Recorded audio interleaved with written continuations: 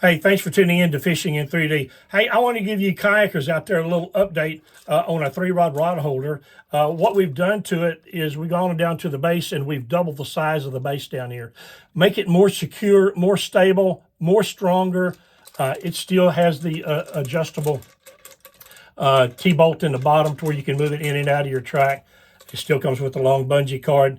I leave them long because some people like to snug theirs down a little more than others, but all you do is just take it and put your rods in, you put this over it, and there you go. It's snug, it won't come loose.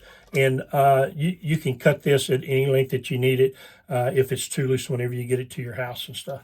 But anyway, these come in a set of 2, just like this.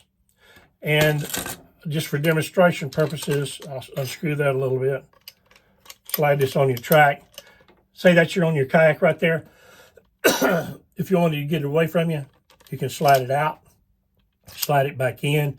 You go to transport. If you want to take your rods out, that's fine, but you can transport just the way it says, or take your rods out, turn it sideways, no wind drag, no nothing. Tighten that nut back down. It will not come off your kayak and transport if you got her snug down good. So there you go. Set of 2. You can find them on www.fishinginthreed.com. Thanks.